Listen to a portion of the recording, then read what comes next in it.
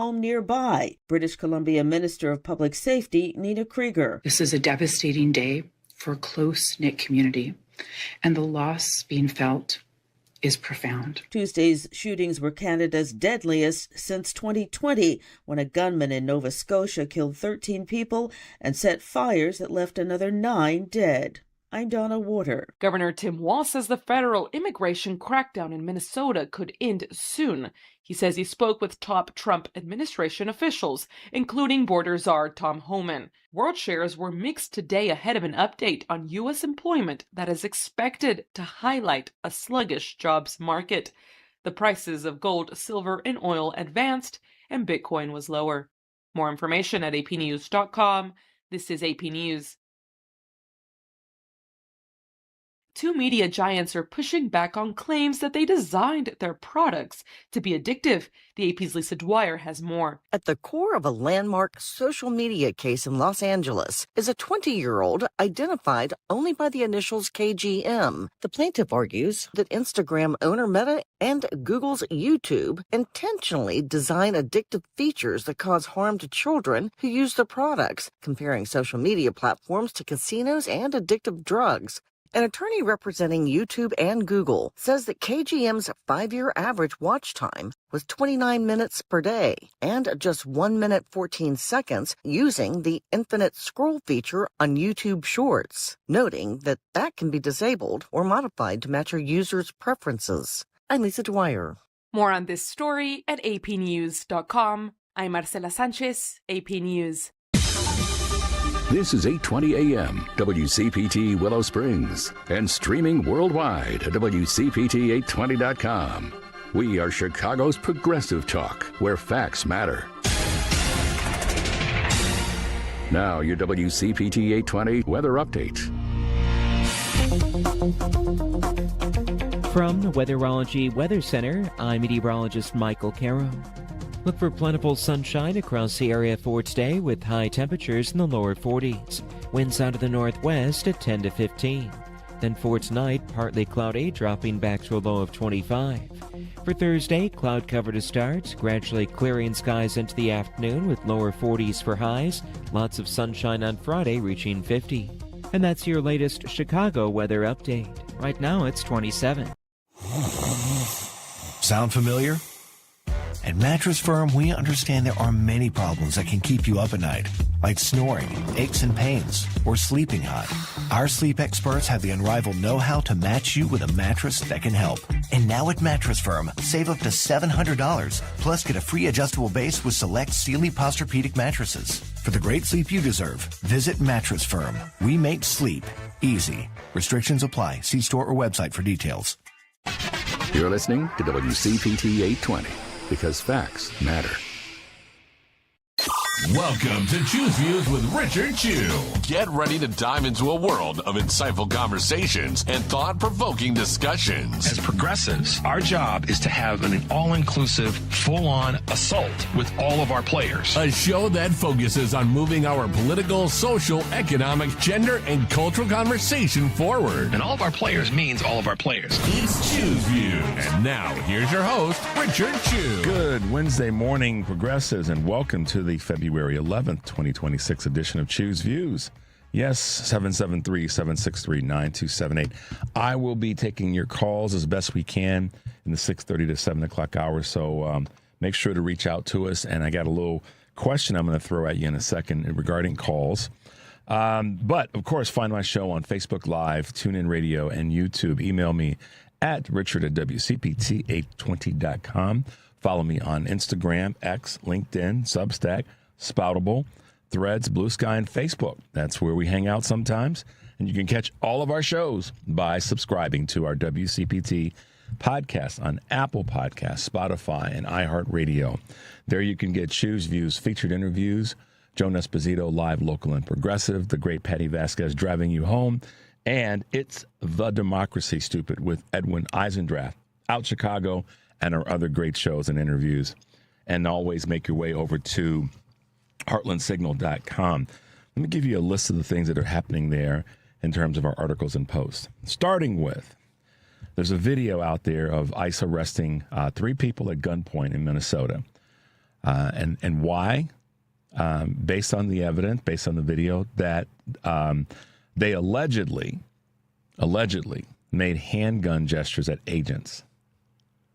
And agents decided that handgun gestures were threatening to shoot us. You mean, so that's one you definitely got to check out. Speaking of ICE, Mayor Brandon Johnson was on the weekend and defends his executive order of requiring documentation of federal agent misconduct. It falls right in line with the accountability project that Governor Pritzker has put in place. And on Monday, we had Professor Robert Pape on talking about the importance of collecting evidence. And Mayor Johnson's unapologetic about that. And, as he says, never in a million years could municipalities, we have to imagine that municipalities would have to defend themselves against the government. But federal government, here we go. Representative Jasmine Crockett talking about Ghislaine Maxwell invoking the Fifth Amendment while talking to lawmakers about the Jeffrey Epstein situation. I guess that's kind of the word that I keep coming up with. And then this is one that didn't blow me away. It just kind of went, I just shook my head at this, and that's some of the pardon. It's been now determined and found that some of the pardoned J6 rioters are top donors for two of the top Iowa GOP governor candidates. Ain't that something, y'all? They were convicted, then pardoned by this orange menace, and now they're two of the top donors of two of Iowa's top GOP governor candidates. But yet, we want to get rid of the quote unquote illegals. And, I try not to use that word, and sometimes I slip and miss, and I use that word. But really, we want to get rid of the. How about let's get rid of some of these J6ers? How about sending them off to some prison camp? We talk about this. They try to frame, the worst of the worst, the illegals and the bad doers and all. How about people that stormed our Capitol? That wasn't a picnic. That wasn't a tour. Not even close. Republicans, GOPers, MAGAs, all of y'all are in the same, room, just in different parts of the room. That wasn't a picnic. That wasn't a social event. That wasn't a tourist event. They raided our Capitol. Many of them were convicted, rightfully so.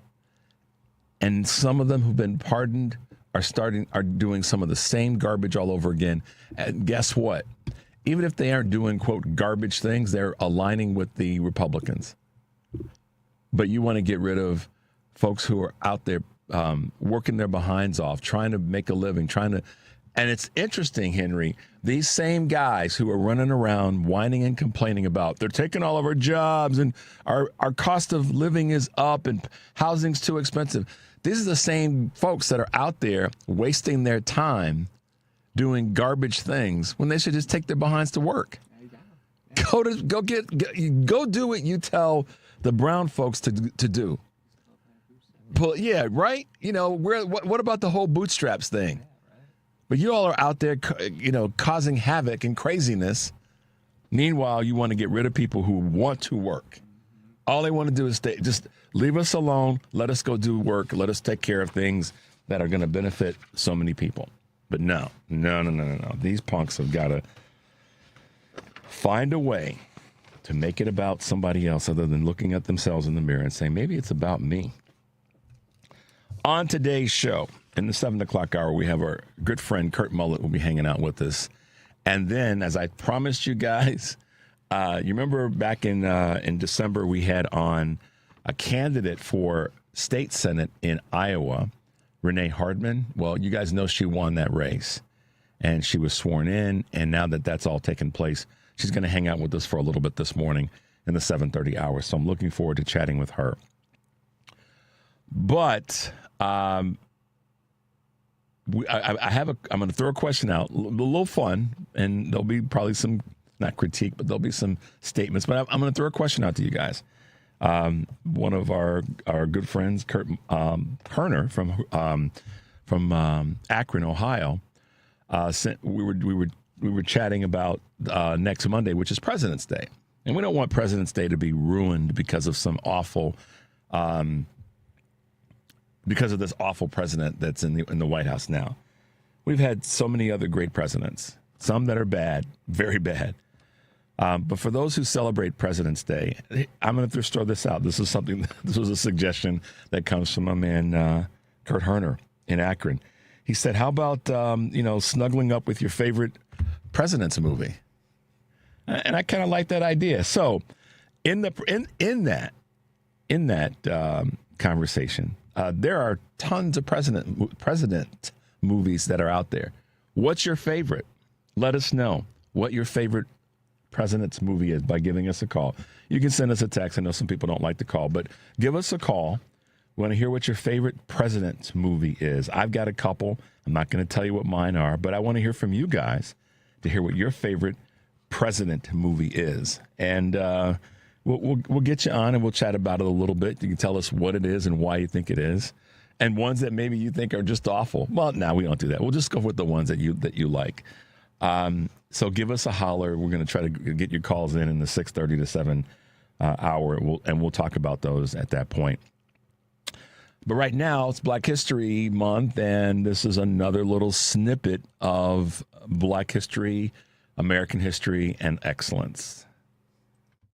Movie car wranglers sometimes get it wrong. For instance, James Bond driving a Z3. But when Ryan Coogler created Sinners, he wanted the perfect period car for his lead character. The ideal choice, a Patterson, the only black-owned car company in American history and the most incredible success story you've never heard of. C.R. Patterson was born into slavery in 1833, later escaped to Greenfield, Ohio, and built a thriving carriage business. His 50 employees cranked out 500 horse-drawn carriages a year. By 1915, his son Frederick created the Patterson Greenfield Car Company. But with increasing competition from Ford, the company had to pivot to building truck and bus bodies, which meant that fewer than 150 of the cars were ever made, and not one survives today. That was a problem for Coogler, who ended up using a Dodge Brothers touring car as a substitute. It was the closest approximation to what a Patterson would have looked like. This small detail is a deep-cut Easter egg hidden in plain sight, and a tip of the hat to a car company that most people have never even heard of.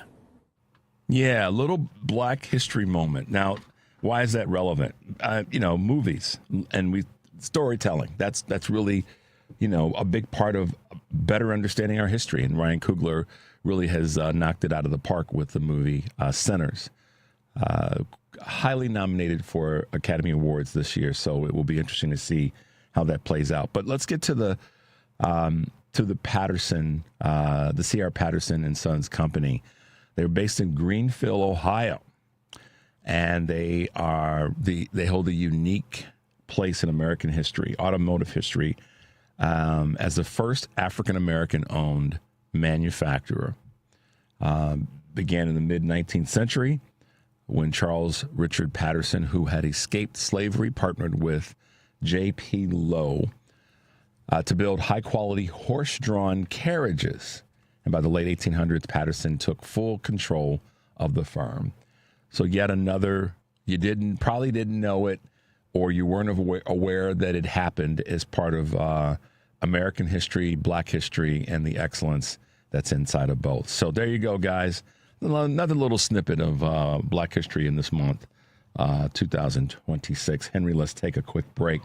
The number is 773-763-9278. You're listening to Choose Views on WCPT AM 820 in Chicago and WARR 1520 AM and 103.5 FM from Warren County, North Carolina. I'm Richard Chu. We'll be right back.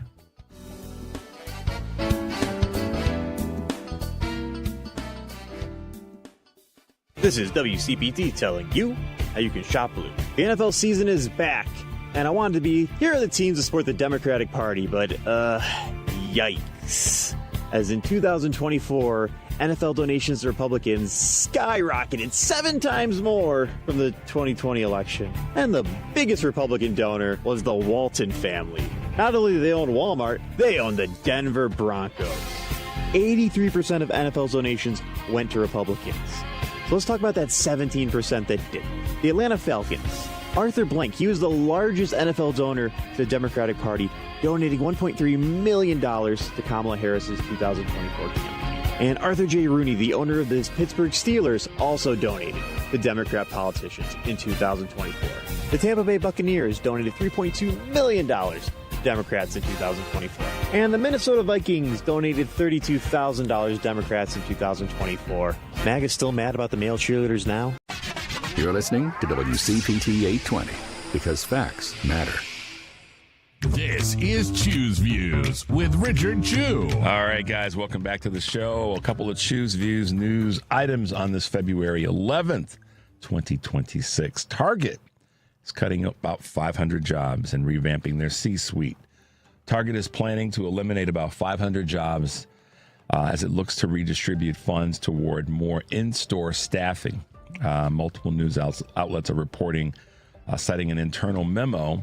New CEO Michael Fidelki is also reshuffling the leadership team and saying goodbye to 2 longtime veterans while promoting Lisa Roth into the former CCO post and elevating Kara Sylvester to Chief Merchandising Officer per the the Associated Press. Red Lobster may shutter more stores and locations, according to the CEO. It isn't looking like it's getting out of the woods anytime soon. The chain may shutter more locations as it rebounds after filing for bankruptcy protection in 2024. There are signs of recovery, but there's also a very damaged brand. So there's still work to do, according to the CEO. And the company has slashed costs by cutting restaurant managers and 10% of the corporate staff while negotiating with suppliers as tariffs drive up seafood prices. The chain struggles come as restaurants work to win back price-conscious diners, and of course, still fighting the tariffs on supplies for their business. See there, this is what not enough corporate media is talking about. The tariffs are they're not the sole reason, but they're accelerating. They're throwing logs on a fire where businesses may already be struggling in certain categories. Restaurants are still, in many ways, making their ways back from COVID in some cases. And when certain restaurants or businesses, particularly or broadly, are trying to navigate pricing structures and they can't plan for things because of the tariffs up and down roller coaster, what do you expect? And I squarely put this in the laps and at the feet of folks who voted MAGA, who voted for Donald Trump, because the tariffs accelerated something that they were already challenged with in terms of these businesses that are in this very high demand in terms of inventory and pricing. So here we are. Paramount boosts its WBD bid, offering to pay billions in fees. Paramount Skydance isn't giving up. On Tuesday, the David Ellison-led entertainment giant tried to tempt Warner Brothers Discovery by agreeing to a sale, offering to pay the $2.8 billion termination fee if WBD backs out of its prior deal with Netflix. Paramount also said it would pay more than $1 billion in fees tied to WBD's debt refinancing, plus a ticking fee to the company's shareholders if negotiations drag past December 31st, which they already have. So here's once again, they want the business, not because it's not, they're spending all this money to get a business, not because it's a prudent thing to do. They're spending, where's this coming from? It's coming from shareholder value. Wake up. It's coming from shareholder value. And if we see a price drop in the shares and the value of the company, that's because they are spending all of this cash, his resources, to go after the company. And the reason they want this is because they want to control the dialogue and control the messaging outlets. It's not rocket science. That's what they're trying to do. I've read much of the information on the different offers. But here we go. The Ellisons want it. They're backed politically by this administration. So it's not hard to connect the dots. We'll keep you posted. Bad Bunny's Super Bowl look is selling for thousands online. Want to cop Bad Bunny's Super Bowl look? It will cost you maybe as much as $35,000. Some employees at Zara, the parent company, Inditex SA, are hitting eBay and Vinted to sell similar shirts they received after the game, along with thank you notes from Bad Bunny himself. Zara dressed Bad Bunny and all of his dancers and musicians for the high-profile show, highlighting what Bloomberg calls the brand's growing cultural reach in the U.S. So there you go, guys. A couple of quick Choose Views news items on this February 11, 2026. I had to sign something yesterday, Henry. It's the first time that I had to sign a document, real, hand, cursive signing, since like the 3rd of January. Oh, wow. It was crazy. This is what happened, because I was signing it and had the pen and was signing it, and I got to the date, and I put in 2/10, and I paused and went, that's 2026, because I haven't literally signed something and written the date in. So I have to type like dates for everything, like today, like at work or whatever. Like I still am like 2025. Wait, no, 2026. That's right. Yeah, I know. But because I hadn't signed something, and I've written the date down, but I haven't signed it. And like you, we type a lot, stuff for the show and all. It's like, oh man. So that's right. We all go through it. As you guys know, I'm going to be doing a town hall and fireside chat on March 1st down in Rocky Mount, North Carolina, at the Word Tabernacle Church in Rocky Mount, North Carolina, Sunday, March 1st from 2 to 4 p.m. You can go to the heartlandsignal.com site and click on my picture, and just it'll take you to the show page, my show page, where you'll find information about the event and a registration link. Or you can text us at 773-763-9278, and we'll send you the link. And as you know, I'll be doing this event with North Carolina Democratic Party Chair Anderson Clayton. We will have North Carolina State Reps Rodney Pierce, Dante Pittman, Pastor James Gaillard, who's candidate for North Carolina State Senate there. We're hoping that Roy Cooper, who is running for Senate, will be able to hang out with us, as well as Dr. Annie Andrews from South Carolina. So there you go. Just wanted to give you guys a quick reminder in the event that you either are in the area or you want to plug into the event. All right. Let's see. Let's take a quick peek and see. We got a couple folks that I think they've sent us some president movies. Okay. All right. Well, we'll save these until we come back in the 6:30 hour, because that was the goal. And you guys can call in with them as well. All right. So there was a large amount of, what do we want to call it? I guess you call it a dump of information on the Epstein files. And,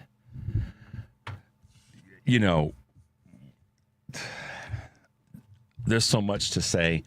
I think we have a clip that we can play from one of the members of Congress who saw the files. I won't play the clip that is the first one I saw, because it's pretty spicy. But it's coming from Becca Balint, who is a Congresswoman from Vermont. And she just, shares her thoughts about what she saw. I've tried to shoot a video now probably a dozen times trying to tell you about what I saw in the Epstein files. And honestly, it's just so depraved, and it's sick, and it's not a cabal. It's so much bigger than a cabal. It is a vast network of rich and powerful people believing they can do whatever they want to girls and women. And I just want to do right by the survivors. When I go before Pam Bondi tomorrow in Judiciary, I want to do right by those survivors. And that's weighing on me, because they've been so ill-treated for so long. And we have a responsibility to show up for them with everything we've got. With everything we've got. And not only do they have to show up for them, we have to show up for them. We have to show up for those girls who are now young women. We have to show up for them. And how we show up for them is by letting our congressional leaders know that let's just stop this tap dance around and protecting not only Donald Trump and others that are actually in the administration, in the cabinet. Let's be the people we say we are and be, if we want to be great, how about if we be great right now and have the strength to support and protect these girls, now women. And, you know, how do we do that individually? We should be making phone calls to our congressional leaders to let them know, particularly the Democrats, put some steel in your spine. What you saw, obviously, you could see she was holding back the tears as best she could. But help them put some steel in their spine to deal with this and pin any of the cabinet that's blocking this, pin their ears back. If it means yelling at them, frankly, if it means cursing at them to get their attention, I think this is that time. This is one of those rare moments when I'm going to be an advocate of, if you have to slam your hand on the table to get their attention, then do it. If you have to curse at them to get their attention, then do it. Because it needs that kind of anger. Because we aren't here's the thing. We played a clip 2 weeks ago about what's happening in Minneapolis, about people not being angry enough. People aren't angry enough.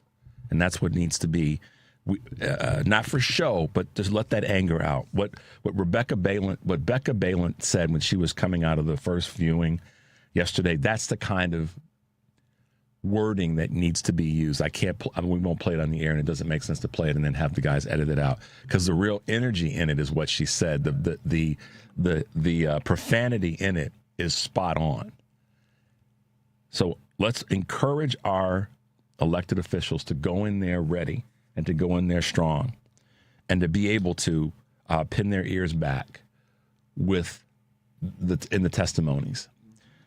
And when we come back from the break, I'm going to talk about two folks that need their ears pinned back because of what we knew, but now we've got more evidence to show that it's the truth. So let's take a quick break. The number is 773-763-9278. You're listening to Choose Views on WCPT, AM 820 in Chicago, and WARR 1520 AM and 103.5 FM from Warren County, North Carolina. I'm Richard Chu. We'll be right back.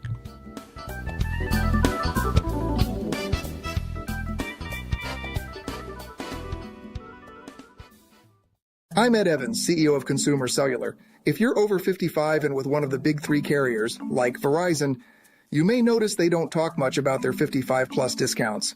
That's so customers like you keep paying their regular higher rates to boost their bottom line. You deserve better service, with 100% U.S.-based experts, better value, with plans starting at $20, and a company that's built for people 50-plus, like me.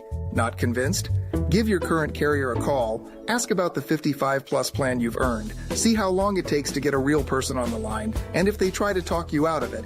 But if you want something better, call Consumer Cellular. We've got the same great coverage, and our U.S.-based experts can get you switched in about 20 minutes. Switch now to Consumer Cellular and get your second month free for a limited time. Call 1-888-FREEDOM or visit consumercellular.com for your second month free. Taxes, fees, and other third-party charges will apply. See website for additional details. You're listening to WCPT 820. Here's the latest Chicago weather update. From the Weatherology Weather Center, I'm meteorologist Michael Caro. Look for plentiful sunshine across the area for today with high temperatures in the lower 40s. Winds out of the northwest at 10 to 15. Then for tonight, partly cloudy, dropping back to a low of 25. For Thursday, cloud cover to start, gradually clearing skies into the afternoon with lower 40s for highs. Lots of sunshine on Friday, reaching 50. And that's your latest Chicago weather update. Right now, it's 27. Alexa, play WCPT. WCPT from TuneIn. You're listening to Choose Views with Richard Chu. All right, guys, welcome back to the show, and thanks for being with us this morning. Give us a shout, give us a holler, give us a call. regarding your favorite president movies. Before we went to the break, we were talking about the upcoming hearings. We were talking about Congresswoman Representative Balint from Vermont and what she saw and how it impacted her. And we have to be there for a lot of people. We have to be there for these girls, young women.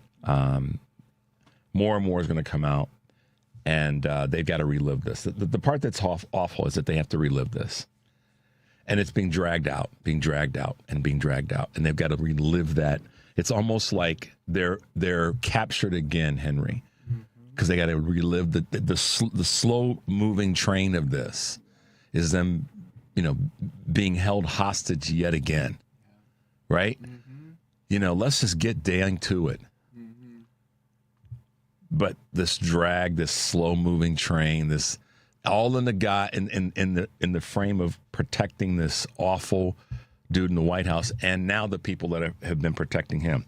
So let me get to that real quick. Let me talk about a couple things that came my way that I just want to bring to the conversation. Howard Lutnick has got to go. He's got to go for, in my observation, the fact that he, we always try to tap dance around. He lied. He didn't misstate or forget. He flat out lied. Henry, I can tell you exactly the side of the plane I sat on when my wife and I went on our honeymoon. I can tell you right where I sat. Yeah. Travel, going someplace. Sometimes if you're traveling, you might forget. I know exactly where I sat on the plane. So and that was a few years ago. Yeah. I can also tell you the side of the plane and the seat I sat in the very first flight I took when I was 15 years old from O'Hare Airport to LaGuardia Airport in New York. I know exactly where I sat on the plane. So for Howard Lutnick to pretend like he kind of didn't remember or it just didn't fly with me, no pun intended. So he's got to go because I don't know if you guys know this now, but Lutnick was originally trying to play this game like he tried to make this big deal about how good of a person he was by, I'm never going to be in the room with Jeffrey Epstein. I'm never going to talk to him. He's an awful person. Okay, pump your brakes, dude. See, if I were questioning him, I'd just come right out and say, Howard, why'd you lie? What were you trying to cover up? Wouldn't it have been better just to say, yeah, I was there. I didn't do anything bad or wrong or anything that was immoral. I was there. I shouldn't have been there. That would have, see, this is the thing. That would have worked. That works wrong. That would have been something that was more of an honest answer, a real answer. Not even honest, but just a real answer.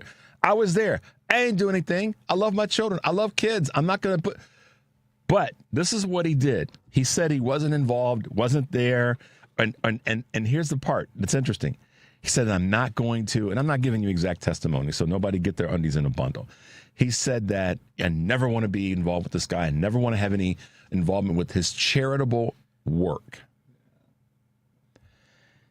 And then he was questioned about a donation of seats at an event. And this was after Epstein had been caught in the crosshairs. And it's come out that Howie, Mr. Evil, in fact, did benefit from Epstein's donation of some seats to an event to the tune of $50,000. There are people that don't make $50,000 a year that are part of this, that are struggling to make it in our country. And yet this MFer wants to brag about, once he got caught, he tried to position it in a bragging way. Yes, I did go to a lunch with him on a boat, and I had, my wife and my children. And then he goes down this road, which I thought was just really disgusting, talking in terms of privilege. And I don't know if people picked up on this or not, if you've even seen the testimony, where he talks about having his nannies. I'm listening to this, Henry, and believe me, the dark side of Richard Chew, no pun intended, Really was like, man, if I were holding, you want to sit here and talk about your nannies and your children and your wife going on this boat trip to have lunch with Epstein and other people after you got caught lying about not being with him at any additional times. And I kept hearing him reference his nannies. I'm like, people, don't y'all get this? The middle class families. And listen, you make your money, you do your thing, that's great. I'm a capitalist too, okay? But I believe I'm a responsible one. So it isn't about him making money and having the ability to have nannies. It's how he sort of reveled in the fact that he was with his wife, his daughter, or his children, and his nannies. He must have said it 3 or 4 times. And I said, wow, but we got you. You lied. You lied, dude. You said that you weren't going to take anything from this guy, meaning Epstein. But in fact, the evidence seems to be in opposition to that. You further enriched yourself as a result of Jeffrey Epstein. That's a fact. That's not my opinion. That's a fact. And you need to go. Because not only is your lying self-serving, it's also continuing to protect what these guys were doing. It's protecting this awful person in the White House. He's got to go. It won't happen because it'll be an acknowledgement that they were, that they've been protecting each other. He won't go. If he does, I'll be shocked. I will be. I'll be surprised. All right. For such a long time, I've been throwing appropriate fireballs at Peter Thiel. Peter Thiel has a knack for when people come after him, he tries to play this game. I'm going to sue you for saying something about me. Okay. He's part of the PayPal mafia. But here's one for you in terms of the new data that's been dumped. Jeffrey Epstein co-owned a venture capital fund funded by Peter Thiel. Funded by Peter Thiel, founder of spy tech firm Palantir. Yep. And the Brits are the ones that are dropping their own information after having raided Elon's location there. So venture capital firm co-owned, and this is in the latest dump of information from the Justice Department and in coordination with some information that came from the Brits. And you all know that the connection to Ghislaine Maxwell and her father, Robert Maxwell, is and Epstein is, it's not an accident. And now what this information is beginning to show is that the dark side of Palantir and Peter Thiel is that he's been funding so many of these bad players for a while, or players who turned out to be bad or turned into being bad. But then we go back and find out that he and Epstein were partners in a venture capital fund. So many people have said this, and I'm starting to be more and more open to the conversation, that it's not just about the awful, awful, awful treatment of girls and young women, but very probably money laundering. Very probably money laundering, Henry.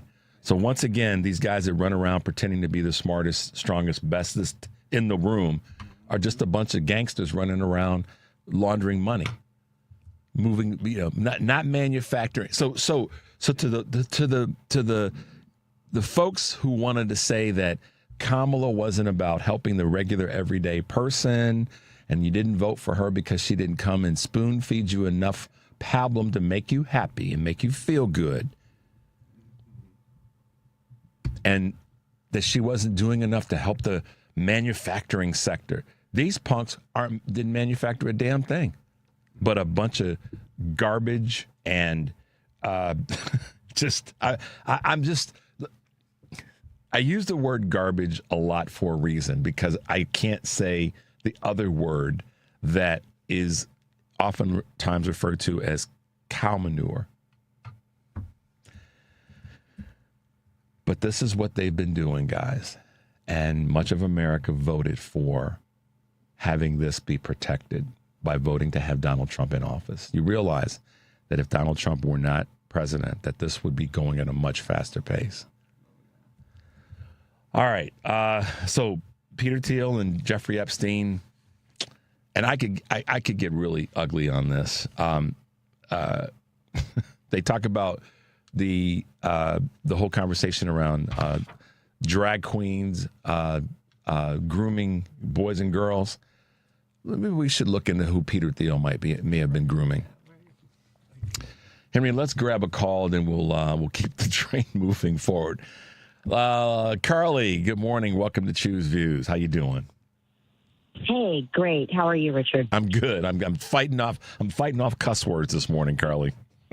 Oh, my friend, like 24/7, right?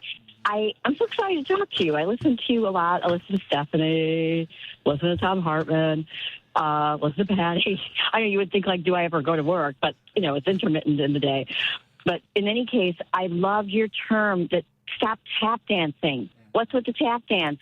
And I also read something yesterday that was from a prosecutor who, in child abuse cases, who said that what they're doing is they're purposefully they're document dumping to overwhelm people so that you start to either become like numb to it, or you're so in it that you are like obsessed with it, and whatever. It's to saturate the environment so that you don't even know what to believe anymore. Which way is up? And yep. Yeah. And so that's one thing. And secondly, I didn't even know what you were just talking about with Peter Thiel being involved with Epstein, with with a venture capital group. And that is, these people just simply belong in jail, along with Alex Acosta for the first sweetheart deal that Epstein received. And it's so sick, all of it. And I just burn it all down. Burn it all down. I don't care if it takes down governments. Do it. I don't care if it takes down Hollywood. Do it. Wasserman, all these people that are, it's like the ripples. Yeah. Stop with the little pebbles and just drop a bomb. Like dump. Just Carly. And thank you for saying that. I appreciate you. That kind of grabbed you too. Just stop tiptoeing around this and tap dancing around it. Just drop a neutron bomb on it and let's get to it, because I think it's other countries are doing it. I'm trying to tell you. Look at what the UK is doing. And Carly, here's the thing. What I said a moment ago, I'm not a psychologist, a sociologist, or a psychiatrist in any measure, but I think it's re-traumatizing these young women now to have to see this slow walked, because it's like, absolutely. Do you know what I mean? I'm just speaking from the heart on that. I don't have any degree in this space, but common sense is saying to me, it's just the slow walk has got to be torture for these women. So. Yeah. Oh, my gosh. Thank you so much for what you do. Really appreciate it. I'm running into Rush today for a mammogram. But you know what? It's sanctioned boob examination and squeezing. It's not being a victim. It's being a proactive patient. That's what you got to do, Carly. And thank you for that. That's a TMI moment. That's a good one, because it's about our health. So we appreciate you doing that. Nobody's listening, really, except for me. But thanks for the courage to go in and get that done. And we appreciate you listening. Thank you. Take care. Bye. All right. Bye-bye. She's going in for... Carly's like, I'm going to let y'all know where I'm headed right now. Be safe, Carly. We appreciate you. Let's run to a quick break, Henry. 773-763-9278 is the number. You're listening to Choose Views on WCPT, AM 820 in Chicago, and WARR 1520 AM and 103.5 FM from Warren County, North Carolina. I'm Richard Chu. We'll be right back.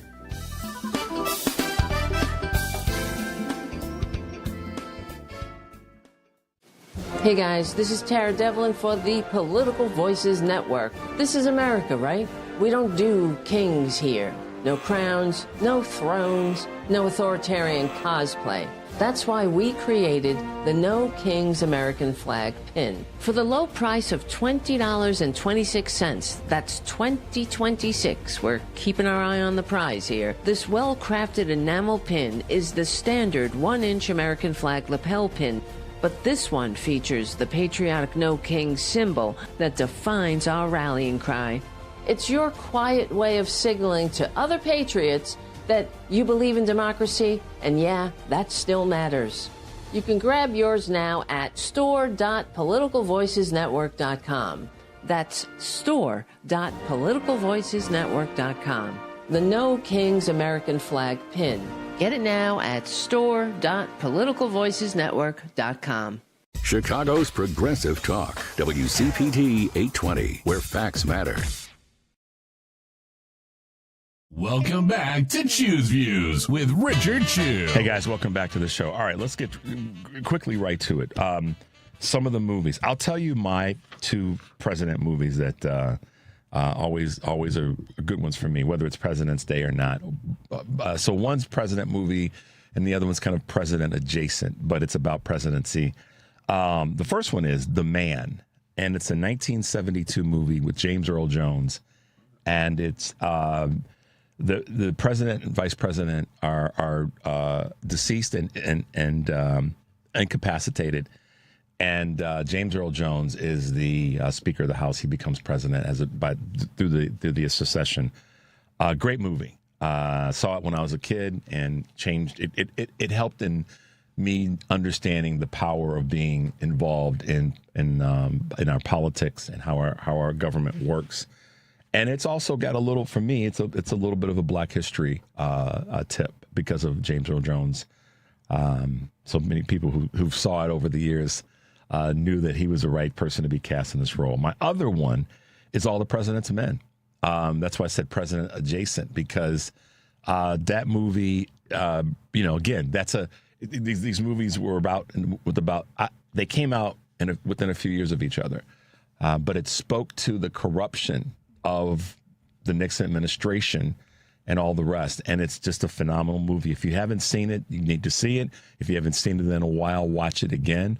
And my man Mike Mercado feels the same way about All the President's Men. So that's my 2. There's others that we all know about. So let's really quickly kind of read through some of the ones that you guys have sent us this morning. Let me adjust the mic. All right, let's see what we got here. Let's see. Bear with us, guys. Okay, Independence Day. All right, we can go with that. See what else we got. Let's see. It's a TV show, not a movie. Designated Survivor. That comes from Wayne. All right, that's cool. And let's see. American President is tops. Dave could be second along with Air Force One. Okay. Not bad. Let's see what else we got, guys. It's Give 'Em Hell, Harry, and it's seen on YouTube, and that comes from our good friend Al in Franklin Park. Yeah, those are all good choices. All good choices. But the point about this, and I'm only going to take credit for talking about it. It was on my mind, and then Kurt must have been like reading my brain, Kurt Herner from Akron. Here's the thing. Don't let this presidency taint what President's Day can mean to you. And that was a conversation that Kurt and I had. And it's an extremely good point. There's so many others that are out there. Nixon Frost is a fantastic movie. 13 Days. That's another really, really good one. I think you guys will enjoy. So yeah, there's so many good ones, and maybe that's a way to kind of stave off the craziness of this current administration. But check out The Man, and maybe go check out All the President's Men yet again. And let's grab a quick call. Let's go to Andrew in Detroit. Andrew, good morning, and welcome to Choose Views. Hey, Richard, good to speak to you again. First, I want to say thank you to you for taking my call. Thank you to Henry and the rest of the staff that helps keep your show up and running. Yep. I'm loving it. Yep. Hey, I got to agree with you on the money laundering. I was thinking after you said that, to get people into your money laundering scheme, you've got to entice them. And what do you entice them with? Well, in the case of the president's oldest son, that probably would be drugs. And another thing would be sex. Yep. So there you go. Sex, drugs, and rock and roll. Well, I don't know necessarily about rock and roll. I know. You got Kid Rock. Is that rock and roll? No, it's something completely worse than that. I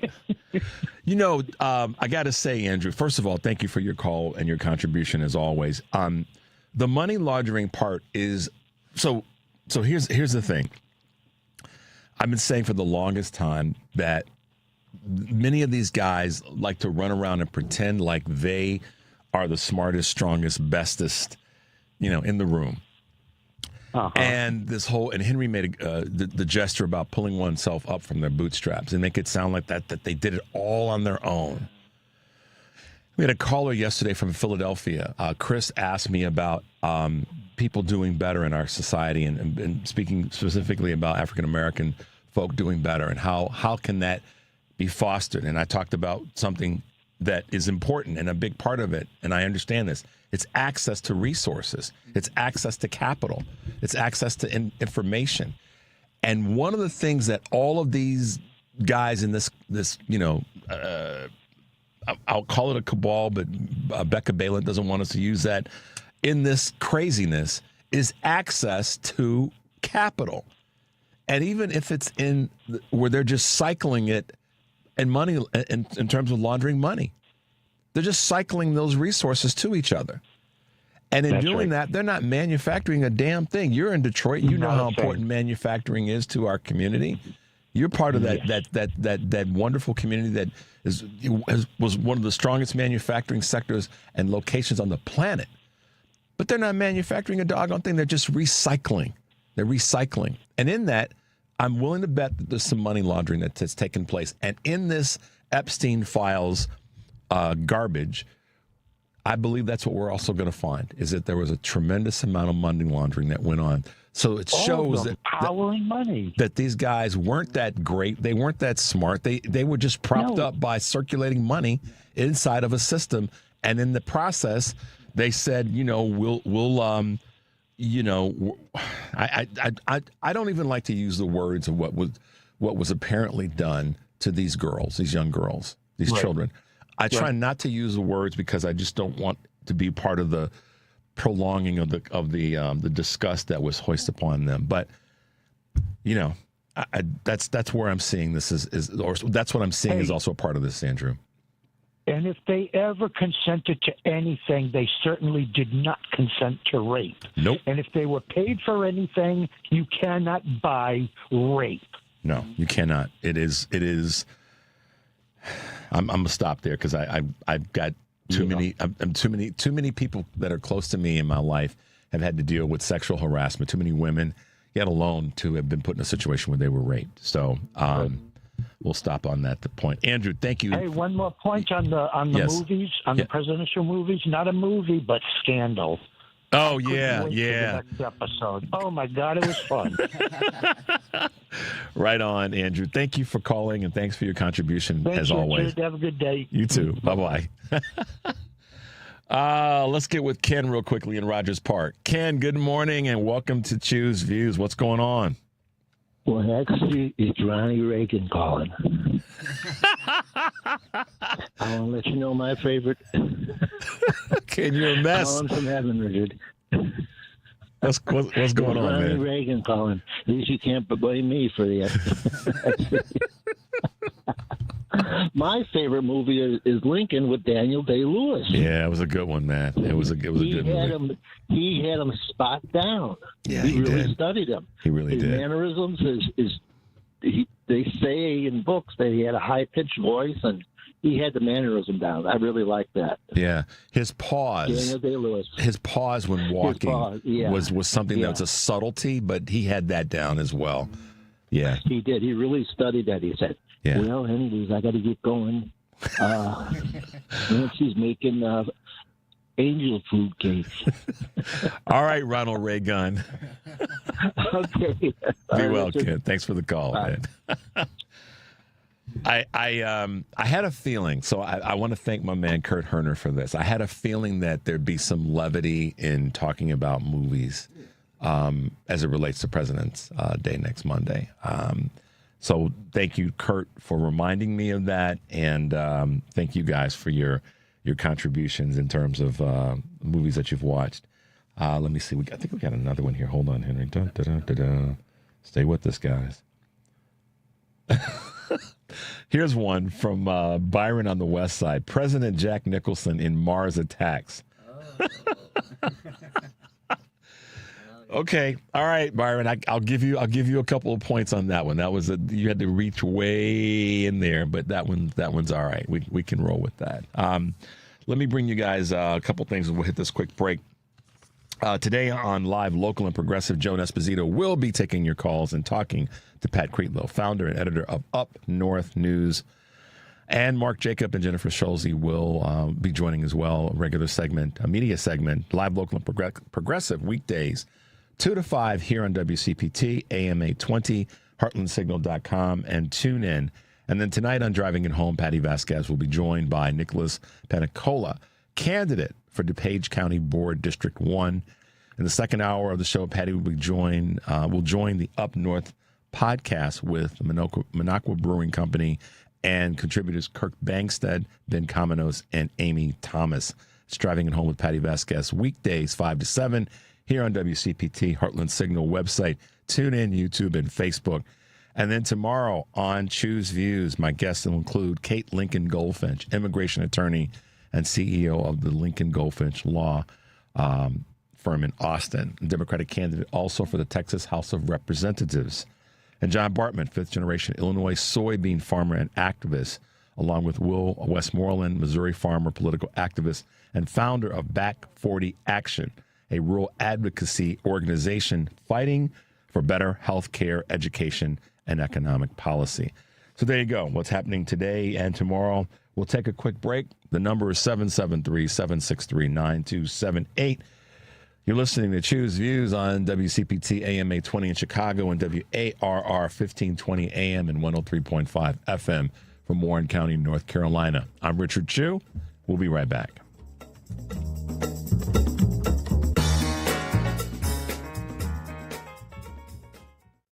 This is a WCPT moment in labor. In the summer of 1909 in McKees Rocks, Pennsylvania, the workers of the Pressed Steel Car Company went on strike due to missing wages. 5,000 workers, mostly immigrants from Eastern European countries, walked out. They protested a corrupt payment system called pooling. The workers also claimed their wives and daughters were sexually assaulted in order to repay debts accumulated for food and housing. On average, one worker would die every day from the poor safety conditions. The workers received solidarity from the International Workers of the World, Standard Steel Car Company of Butler, and the railway trainmen and streetcar motormen who refused to haul scab workers into the city. The strike culminated in a bloody confrontation resulting in the deaths of at least 12 workers and one deputy sheriff, with many more workers injured. This led to a settlement which gave workers increased wages at a posted pay rate and ended the abuses of the company's housing practices. This has been a WCPT Moment in Labor. We're working for your rights. File now with TurboTax and Intuit Credit Karma. They'll find every credit and deduction or your money back. File in the Credit Karma app. AP News, I'm Marcela Sanchez. The White House says President Trump has the right to amend a permit for a new bridge between Canada and Michigan. Trump is threatening to block the opening unless Canada agrees to a list of unspecified demands as the two nations prepare to negotiate a trade pact later this year. The Gordie Howe International Bridge, which will connect Ontario and Michigan, is scheduled to open in early 2026. Canadian authorities say a shooting at a school in British Columbia left 7 people dead, while 2 more were found dead at a nearby home. A woman who police believe to be the shooter was also killed. The Royal Canadian Mounted Police say more than 25 people are injured. including 2 who were airlifted to a hospital with life-threatening injuries. The shooting took place at Tumbler Ridge Secondary School yesterday. In other news, AP correspondent Karen Shamas reports on Iran's 47th anniversary of its 1979 Islamic Revolution. The commemoration comes as its theocracy comes under pressure, both from President Trump and an angry public denouncing Iran's bloody crackdown on nationwide protests. Meanwhile, President Masoud Pezeshkian got on stage at Azadi Square in Tehran and insisted that Iran is willing to negotiate over its nuclear program as fledgling nuclear talks with America hang in the balance. A top Iranian security official traveled to Qatar on Wednesday after earlier visiting Oman, which has mediated this latest round of negotiations. Just before the official's arrival, Qatar's ruling emir received a phone call from President Trump. The US has moved an aircraft carrier, ships and warplanes to the Middle East to pressure Iran into an agreement and have the firepower necessary to strike the Islamic Republic should President Trump choose to do so. I'm Karen Shamas. This is AP News. The Federal Aviation Administration is closing the airspace around El Paso International Airport in Texas for 10 days, grounding all flights to and from the airport. A notice posted on the FAA's website said the temporary flight restrictions were for special security reasons. An all-NBA streak spanning more than 2 decades is ending for the league's all-time leading scorer. LeBron James will sit out of the Los Angeles Lakers game against the San Antonio Spurs due to left foot arthritis. The decision will prevent him from qualifying for consideration for his 22nd straight appearance on an all-NBA team. This game will be the 18th that he has missed this season. Players must play in at least 65 games to be considered for end-of-season awards under the NBA's current rules. James has been on one of the 3 all-NBA postseason teams in each of his last 21 seasons. I'm Gethin Coolbaugh. And I'm Marcela Sanchez, AP News. This is 820 AM, WCPT Willow Springs, and streaming worldwide at WCPT820.com. We are Chicago's progressive talk, where facts matter. Now, your WCPT 820 weather update. From the Weatherology Weather Center, I'm meteorologist Michael Caro. Look for plentiful sunshine across the area for today with high temperatures in the lower 40s. Winds out of the northwest at 10 to 15. Then for tonight, partly cloudy, dropping back to a low of 25. For Thursday, cloud cover to start, gradually clearing skies into the afternoon with lower 40s for highs. Lots of sunshine on Friday, reaching 50. And that's your latest Chicago weather update. Right now, it's 27. Race to savings now at Menards. We have what you need to give your bathroom a fresh, updated look. Shop Menards' great selection of bathroom products from American Standard. No matter the size of your bathroom, American Standard offers a superior line of toilets, faucets, and more. Complete your bathroom update today with American Standard. Plus, view our weekly flyer on Menards.com and race to savings on more great deals happening now. Save big money at Menards. Because facts matter. You're listening to WCPT 820. He's not here to yell. He's here to inform. And maybe stir the pot. This is Chew's Views with Richard Chew. Hey, guys, welcome back to the show. Yes, the pot is stirred. Money laundering. Raping young children, young girls. Mistreatment of people. It's disgusting. And Representative Becca Balint, the clip, you guys will find it. You can. I will just say Google Becca Balint of Vermont, and what she says coming out of the viewing of these documents and such. It sort of sets the tone, and it's what I want to see Democrats during these hearings be willing to come into those rooms and do. Take the risk of saying the thing that people want them to say. And not worry about how people are going to view you because you call out this horrible, horrible group of people. So there you go. Someone that calls it out. I won't say calling balls and strikes because sometimes it's just balls and sometimes it's just strikes. But it's our good friend Kurt Mullett from Hoosier Blue 63. Good morning, Kurt. It's Wednesday and welcome to the show. Hey, good morning, Richard. Thanks for having me. I appreciate it. Absolutely.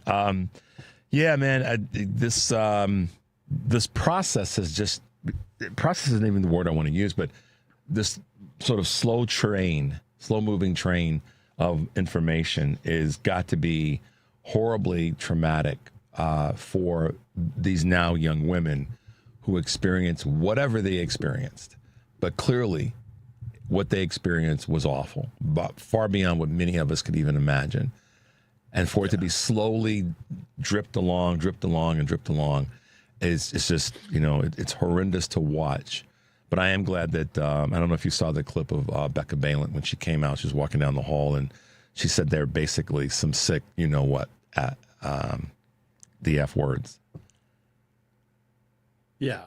I really don't think people want to know what's contained in the files, actually, because there's been some groups that I've involved in the inner circle with who have been digging into this thing, some people more than others, for quite a while. And just what's been able to be uncovered with all the redacting that has been done and just the limited number of pages that have been released, this stuff is appalling. And it's, beyond imagination. Mm-hmm. I was talking to my wife the other night about some things that were shared with me that were discovered, and she just said, stop. I don't want to hear this. And I think a lot of these senators and representatives are going to find out, and some of them have already come out and said, I didn't know, because they weren't paying attention, and it has been a slow process that has not been in public view because of all the legalities and things surrounding it, and Joe Biden, the one thing that I do admire about him and a lot of presidents is they understand what the departments are designed to do, and they understand that their responsibilities and duties only align with putting someone in charge of that department, and it stops there. They put that person in place to do their job. And so Joe doesn't, he didn't get involved in what his DOJ or FBI or any of his agencies were doing, because he respected the structure of our government. And, idiot maggots just don't understand that, because they think that every president should act like, this fool is acting like. So, and some people have said things like, why didn't Joe Biden or why didn't Barack Obama? Obviously, once again, just trying to blame a Democratic president. But a lot of it was to preserve the privacy of many of these girls that are now young women. And also, to your point, well taken and well made and well taken, is to preserve the autonomy of the departments so that they actually can do the job of, in the case of the Justice Department, of investigating, determining, and then prosecuting. This current administration, that's why I blame the entire administration and cabinet. I'm done just blaming Trump. I've been done for a long time, you know that. But I'm not blaming him or surprised by any. It's the entire administration, it's the entire cabinet, and it's the entire GOP. That's why I'm saying, Democrats, when you go into these hearings these next few days, put some steel in your spine, and if y'all can't get it done, then call Eric, call Kurt, and call me, and call Karen, and we'll run. There's the four of us. And I'm sure there's a few others that would jump on that. Let us run it. If y'all don't want to do it, I'm telling you, I got 5 people that right now say, you want to go? Let's head out to Washington D.C. and we'll run the Democratic part of these hearings. Absolutely. Yeah. So there's a reason that he put Pam Bondi in charge. People need to realize Pam Bondi goes all the way back to 2009 or 8 when this whole thing started in Florida. So did you see? So Alex Acosta is the other. That's sweetheart deal. But now this is the other part that's coming out that just it's not surprising to me. What it is people are just like, see, you got bamboozled. Now it's coming out that she was more involved than people know, Pam Bondi. So was Caroline Leavitt, and so was Erica Kirk. And so, we just it's just wow. And what did those three white women have in common? I don't know. Blonde hair and crosses. I don't know. Don't ask me. I'm not going there. No, partner. I am. No, I know man. you won't. I ain't going there. I'll tip up. Blonde hair. This is. I'll crosses.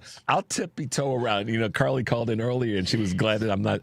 But that's one where I'm going to handle that. I won't even say what I was going to say. I'll be very judicious in that. I'll let you run that one. I'll push it along. Talk about it. Yeah. No, man. I have no problem with it. The Mar-a-Lago look. You ain't getting me in trouble. No, Lord.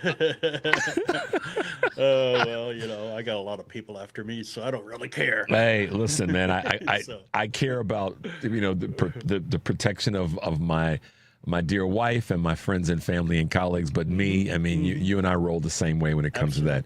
It's like, you know what? Absolutely. Bring it on. Do whatever you want to me, but you touch any of them, and we got a problem. Yeah, we got a problem. Released. Yeah, so man, it's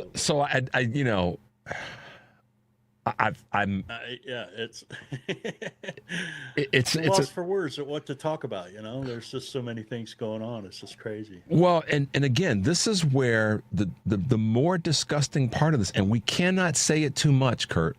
The more disgusting part of all of this is that people are protecting this, and they're tiptoeing around it, and they're not just saying this is what's happened, and that part there see, how people talk about when someone says that they were abused and by a parent or a family member, they're oftentimes, based on all the research and things that I've read, they're more upset with the people that knew it was happening in many cases than the person that actually did it. Mm-hmm. Because the persons that actually knew it was happening, that didn't step up, didn't say anything, or try to defend it or brush it off, are the ones that many times family members, they're the biggest culprits. And in this case, the family of Epstein and all the other parts of this are now being protected by folks who just want to turn a blind eye.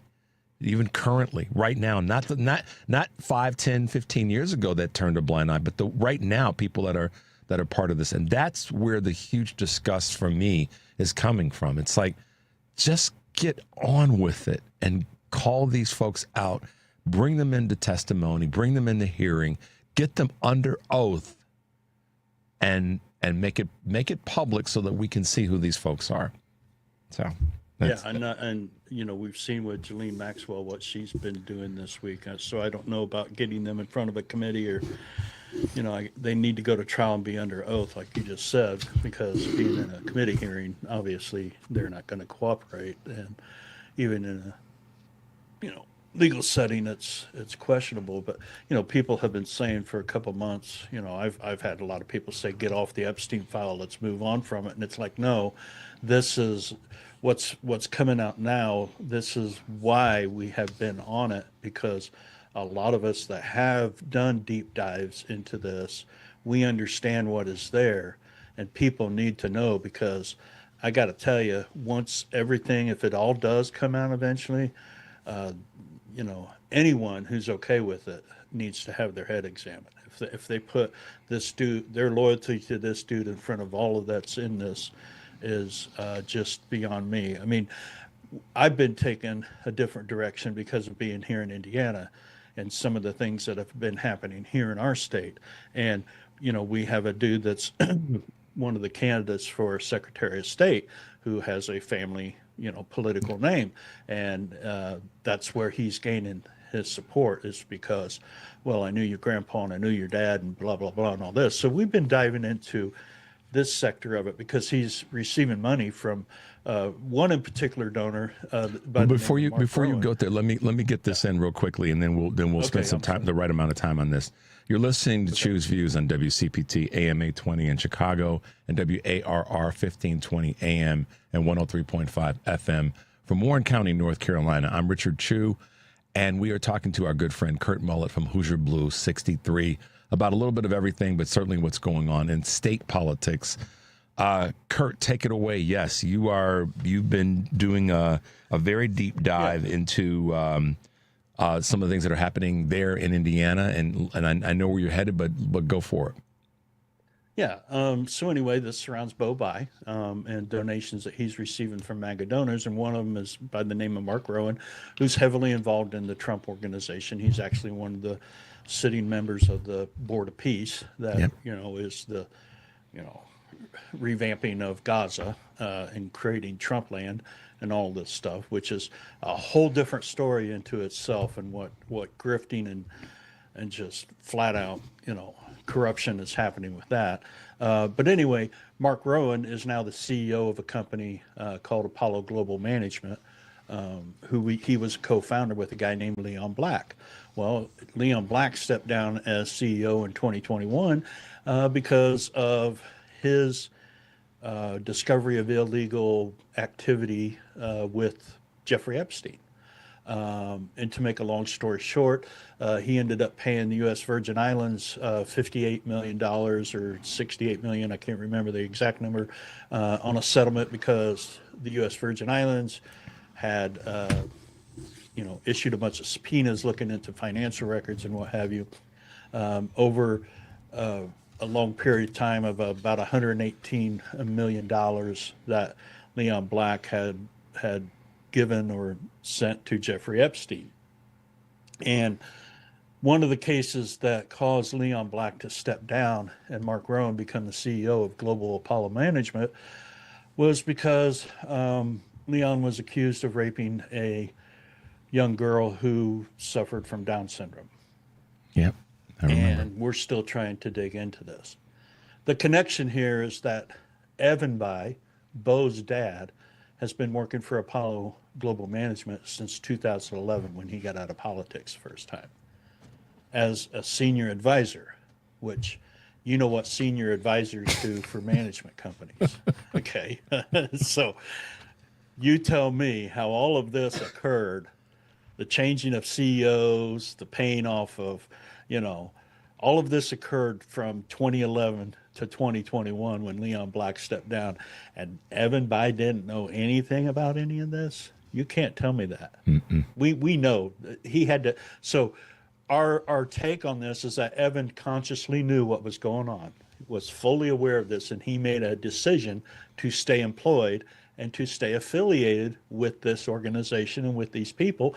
And now they are giving his son money to run his campaign.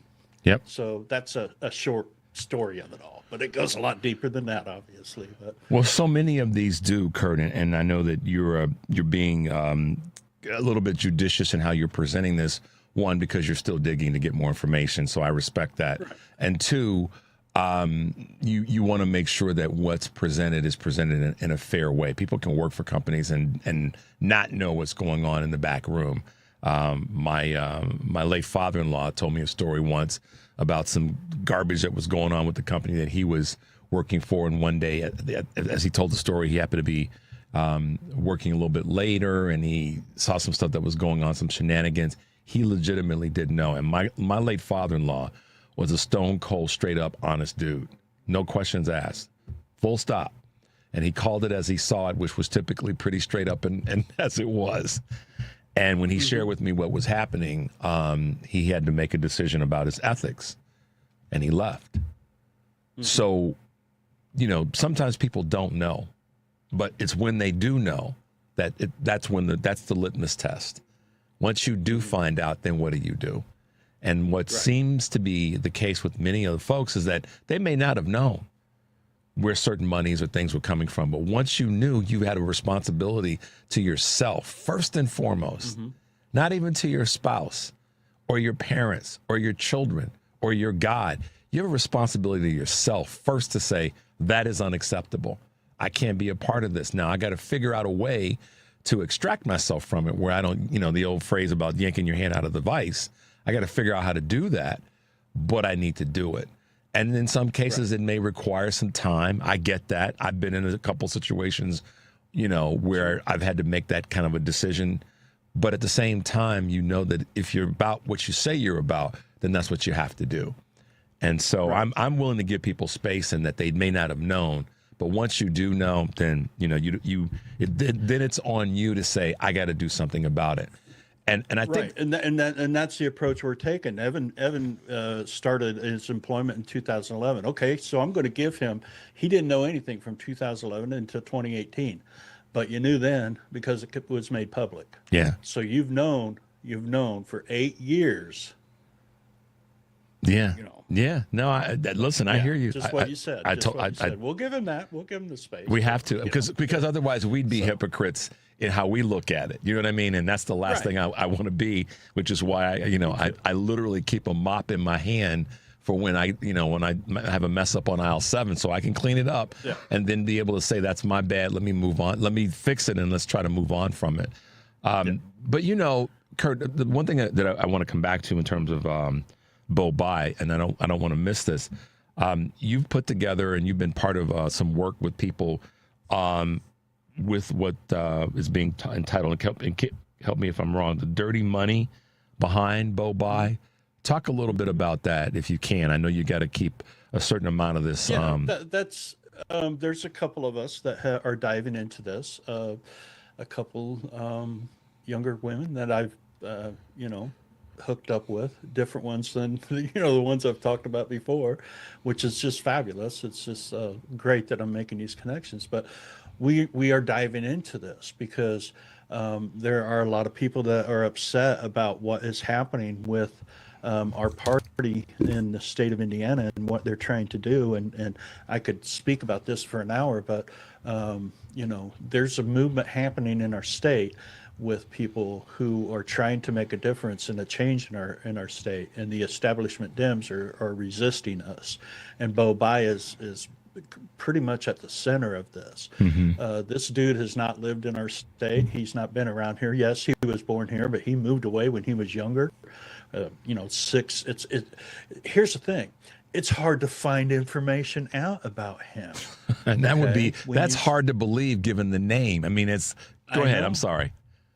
But no, it's true though. When you start diving and trying to find out details about him, you can find the surface stuff, but there's nothing else there. So either he hasn't done anything or been none involved, or a lot of it's been scrubbed, which, I doubt that it has. But, he launched his campaign from an empty condo down in downtown Indianapolis that didn't have any furniture in it. Okay. So from the get-go, people were like, he's out of touch.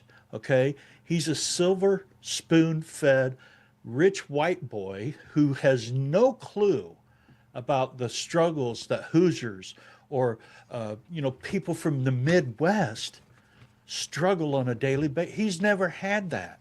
His parents, Evan Bai left office in Indiana and was worth around $3 million and is now worth close to $50 million.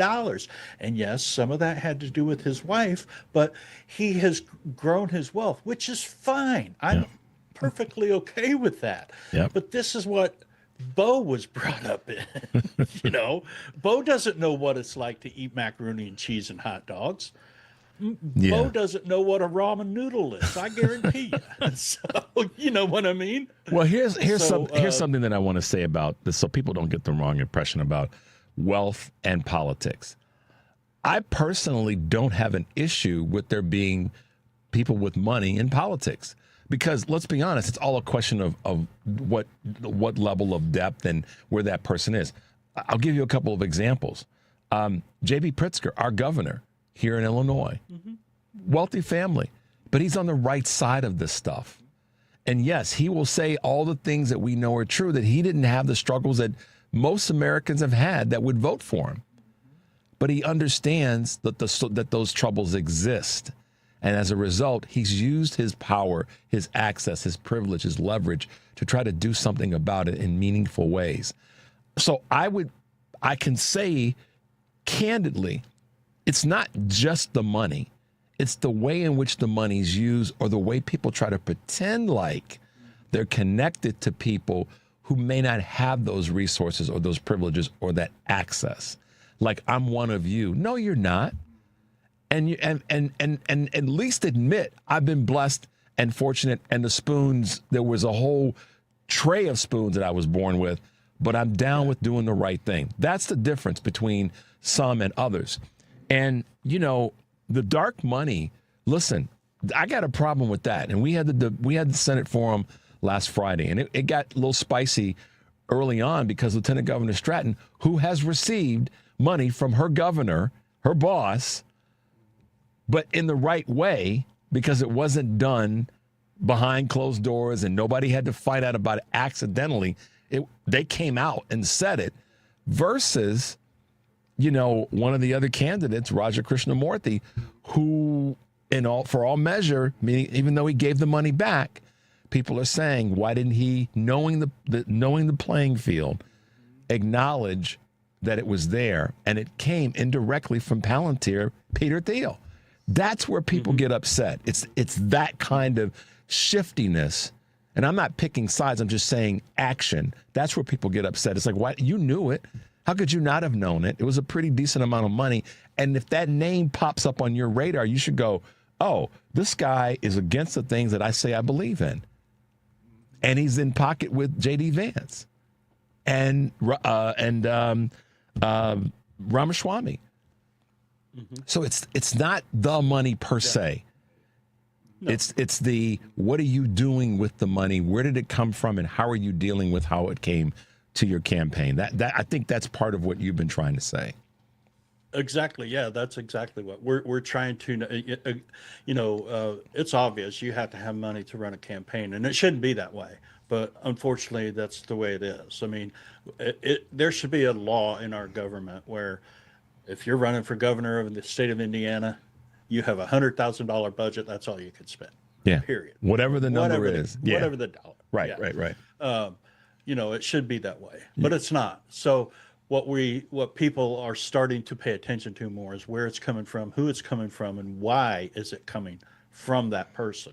What is their motives? And that's what we're trying to do, is dig into it and educate people from, for all of this. So there's a lot of work, but it has to be done, because we have to change the way the system is. These corporate donors and these APAC recipients who control our government and can, have 7 of them step aside and vote in a direction that ruins what our democratic, thought process is, shouldn't happen. So, well, yesterday's guest, Demi Palachek, is running up against that as well. And by the way, if you want me to connect you with her, given the state work that you're doing and how on the ground and granular you've become, then let me know offline and I'll get you guys connected. Yeah, definitely. I know she's busy and connecting with a lot of people, but without a doubt, the more shoulders that can be locked. So, hey, my love for history, just one real quick before we go, my 2 favorite movies are Lincoln and JFK, but I come from a historical, more documentary type, informative type thing. There's a lot of good movies. I also like, what was it, Lincoln Vampire Slayer? I thought that was hilarious. See, I told you that we're going to laugh about this too a little bit, because we got some ones out there. But Lincoln and JFK, those are my 2. Yeah, I like movies that make you think. But something that I've been trying to do this month is trying to talk about Black history and some of the people in Indiana, but also nationally. And someone who's not getting any attention is Aaliyah Edwards. And I don't know if you know that name. She's the first Black female hockey player for the United States Olympic team, which is an enormous achievement. Yesterday, she became the first Black female U.S. Olympic hockey team player to score a goal for our country. Yeah. So she, with her assist and where she's at, she's 3rd on the list of the team in scoring. So just an amazing achievement because, that's it's one of those sports where you don't associate, black people in participating in. Yeah. But it just goes to prove you. Which is an economic. Here's the thing about that, and thanks for reminding of us of that, because a lot of history that's made is real time, and so thank you for that, Kurt. But here's the thing about that's an economic reason. People think that black folks don't like hockey and don't like to skate and all that. That's a bunch of BS. And I can get really into the physicality behind that, linked to other sports. But it's an economic issue. That is the reason why. Because most hockey on a junior level and growing up is a club-based sport. And that hasn't changed. There's not hockey teams on, junior high school programs and not in mass. And so it's an economics issue. It's an access issue. Again, resources, access to them, and all the rest. So there you go. But thank you for that. Absolutely. Yeah, I just think it's fabulous that hats off to her, man. Yeah, it's just great. So history happening real time is kind of cool. Real time. Yeah, we have to pay attention to it. So Kurt Mullett, y'all, from Hoosier Blue 63, once again peppering us with some knowledge and some ideas and some ways of thinking. Follow him on all the socials. Listen to what the brand has to say, because he definitely brings some great new knowledge to what we're talking about. Thanks for hanging with us today. We always love it when we get this chance. Me too, man. Be safe. Talk to you next week. Yep. Have a great day. You too. Bye-bye. All right, guys, let's hit this quick break. 773-763-9278. You're listening to Choose Views on WCPT, AM 820 in Chicago, WARR 1520 AM and 103.5 FM from Warren County, North Carolina. I'm Richard Chu. We'll be right back, and when we come back, we'll be talking with another history maker. Stay tuned.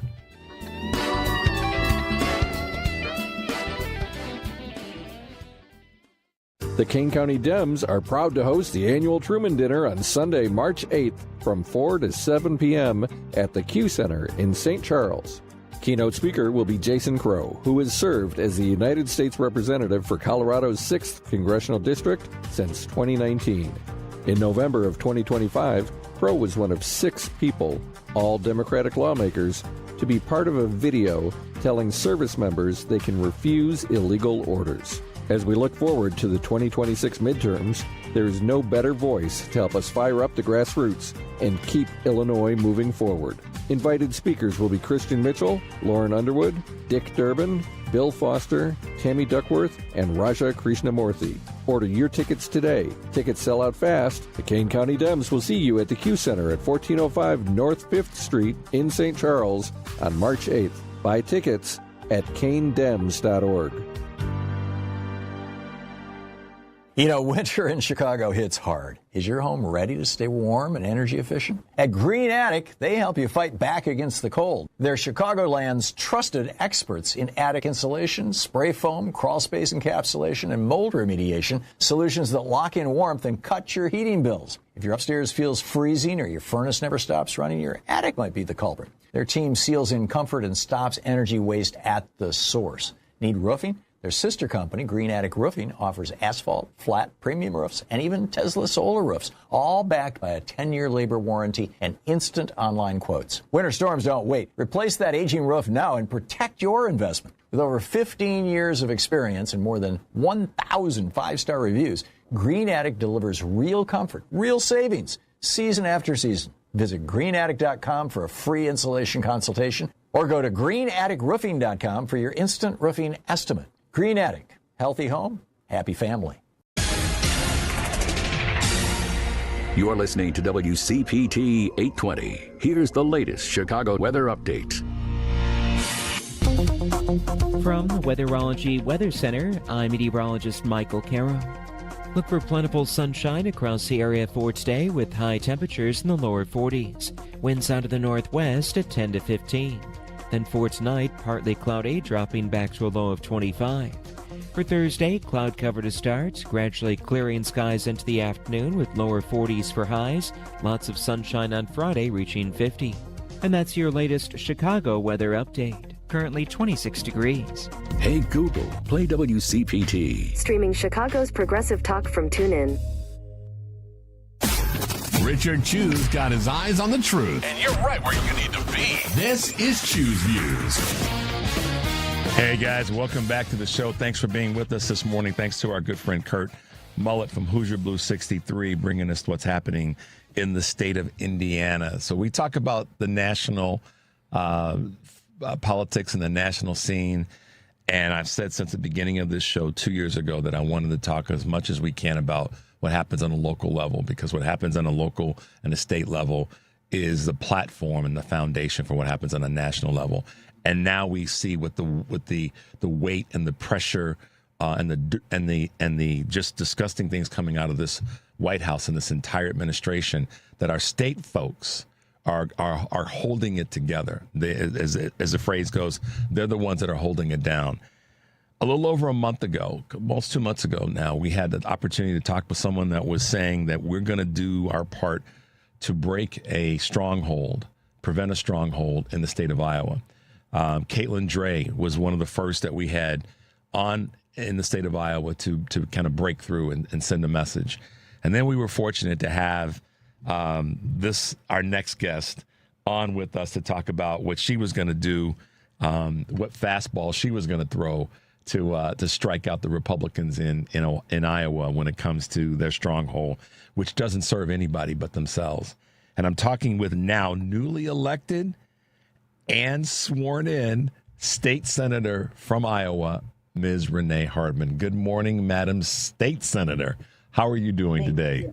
I am doing well, and it's just a delight to be with you again. I appreciate you having me on a couple times earlier, but this is a new day and a new journey, and I'm just excited. I'm excited to lend my voice up there. I couldn't wait to have you back on. I told one of our producers, I said, okay, and he's like, okay, I get it, Richard. Let's just calm down. Let's wait till she's actually sworn in. I said, okay, fine. But we have to make sure we have you back on. And I'm so thrilled. I'm honored. I'm excited like you.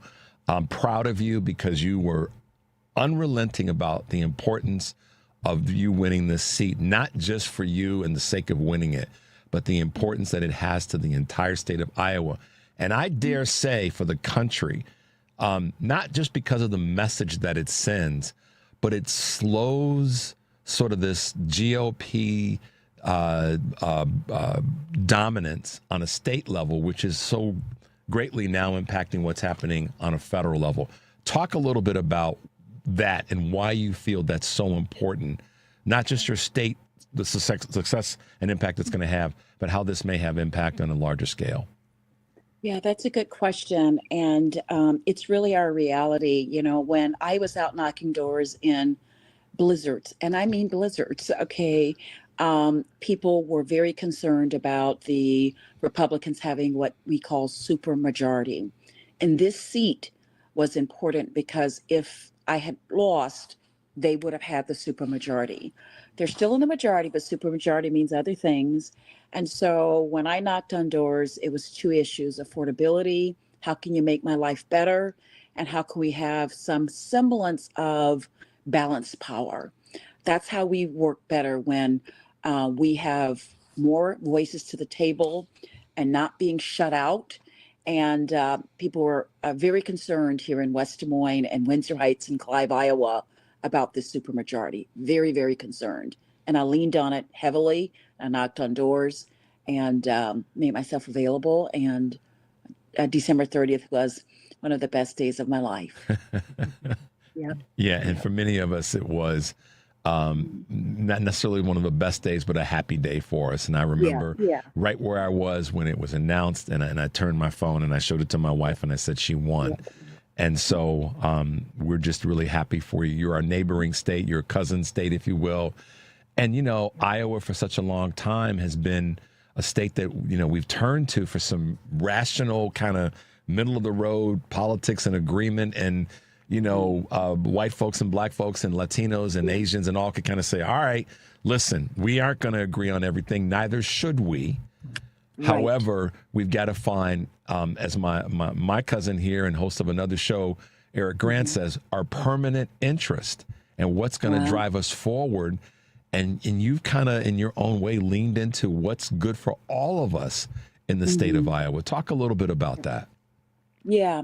When I was out, visiting with my constituents, one of the things I wanted to do is run a values-oriented campaign, and one that is focused close to the people. And what's close to the people is, what are you going to do to fund education? What are you going to do to help with affordability issues? What are you going to do to try to create housing so that my children stay here in Iowa?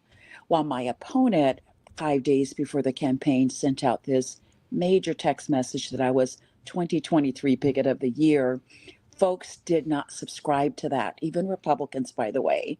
And it was enough is enough. Knowing my history and knowing what I've done and my career, throughout my career, working with people of all kinds of backgrounds, I decided intentionally, strategically, to stay above the fray. As Michelle Obama used to say, when they go high, you go, when they go low, you go high. And that's what I chose to do. And I listened to people, and that resonated. Again, knocking on doors when snow was up to almost my knees, or, just knocking on doors and just telling people why this was important. And it was because of the fight that we're in to try to help make lives better for our working families. One of the things that has crossed everybody's mind right now is this sort of win, the wins that Democrats are getting in special and quote unquote off midterm elections. And we know, obviously, Caitlin Dre has done a great job. You've done a phenomenal job. Other folks in other states have. We saw Taylor Ramett, I think I got it right, down in Texas, doing his thing, and others are. And it's catching, and people recognize it. So if you were to say, this is the reason, or the couple of reasons why I think that's happening, what is it that you're seeing? Because it's, Iowa, Mississippi, Texas, other red states. You can't even call them purple. They're red states right now. I mean, Iowa is probably more purple than people realize, and somewhat gerrymandered like Texas is. But why do you think that your message and Taylor's message and Dr. Dupree's message down in Mississippi and others has resonated and is continuing to resonate? Yeah. I think people simply, enough is enough. I think people are anxious. People are worn out. People are sick of the cultural war rhetoric, and people want someone that can work across the aisles, because I really do need to do that. I need to not compromising what I, stand for, but having decent conversations and having civility and not calling people out and by outside of their names. People really want civility and respect. And that's how I'm going to do these. I'm going to be firm. I'm going to be assertive. I'm going to fight for what I think is right. But I can do it in a way that I'm not punching my fist in the eyes of my opponent. I don't need to do that. I just need to speak to the needs of the people. And so I think across this country, people are fatigued. People are fatigued with things that don't matter, things that are not going to put food on their kids' table, things that are not going to put more money in their pocketbook. They're worried about what their savings are going to be. Those are the kinds of things that we as candidates have to focus on. And these are these kitchen table topics that are important to families. And that's just what I do. My messaging is on point. I don't have time to be getting into this stuff about I'm a bigot and this and that. I don't have time for that, and neither do the people that I serve. And I really think that that's resonating across this country, and they're looking for more candidates that are reasonable and reasoned, and civility is the order of the day. And willing to fight. I'm not saying we can't fight. I'm not saying we can't fight. We have to. I fought yesterday. We had a bill that we debated on the education bill in the state of Iowa, which public education is so underfunded, and the budget is 1.75%, which doesn't even keep up with inflation. So you still have to stand on that floor and fight for what you think is right. And that's going to matter to the folks that you serve. And so I don't want it to be confused that you're a pushover. You do have to stay in this fight. But there are ways that you fight that I think that you can still maintain civility. Yeah, without a doubt. You're listening to Choose Views on WCPT, AM 820 in Chicago and WARR 1520 AM and 103.5 FM from Warren County, North Carolina. I'm Richard Chu, and we're talking with the newly elected state senator in Iowa, Ms. Renee Hardman, who I am just, joyed to have you with us again. And we were, Ms. Hardman, what's such a pleasure and a joy about having this show is I get to talk to folks like you who are literally on the ground doing the things that we say that we want to see our elected officials do on a local level, state, and on a federal level. And for me to be able to talk with you and be a part of helping you move forward is what I believe so many other people want to be able to do. So as you go forward, now you're in that seat and you've got to legislate. You got to be civil. You've got to be kind, all those things, and you got to be tough as nails, all rolled into one. How are you going to stay in touch with and connect with the people who want to see you succeed? Do you know what I'm asking? Yes, I do. Yes, I do.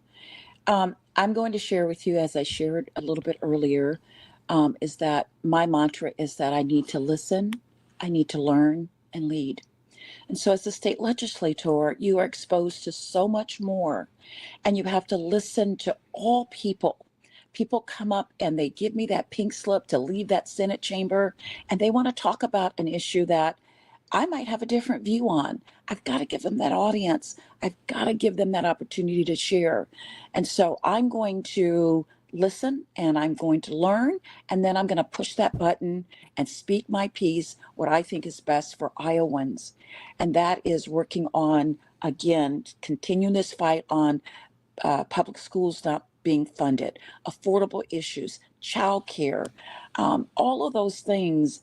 I am going to be laser focused on what matters to Iowans, but it doesn't mean that I cannot listen to dissenting views and opinions. We have property tax reform that's going to be happening. Republicans haven't done anything with that in over 10 years, but that's coming up. And there are people that pull me out and want to say all kinds of things about what they want. I'm better when I understand issues of all people, differences, and all of that. I'm better at that. So I always make a point, if I'm in subcommittee, I try to seek out people that have different kinds of ways they want me to look at this issue. I seek them out. I ask my clerk to go find these individuals so I can learn everything about it. So when I push that button, I have been informed. And that's how I'm going to approach my role as a senator, is more listening, Richard, and learning, and then I'll be able to push that button in the right direction. Yeah, that's so important. The one thing that is a connective item or a connective response that I've gotten from so many folks that are running, have run and won, or that are currently office holders is that they're realizing, maybe like never before, how much people want to be listened to and need to be listened to. And that seems to be a connective tissue item for a lot of the folks that I've spoken with. So it's good to hear that you recognize that. And I know that you do, because I don't think you would have been elected had you not. It wasn't just opposing the supermajority and opposing the Republicans, but it was also, what am I going to do for you as a voter, or you as a citizen in the state of Iowa? Talk a little bit about that, Senator Hardman. The big challenge right now, obviously, for the Democratic Party is, I think, it's the messaging and the momentum. I think that our message has got to be spot on and inclusive of all these things. And there's a lot that's under that umbrella. There's a lot of stuff locally and statewide and nationally. But it's also momentum. And we have some momentum right now that we have to carry into the national midterms.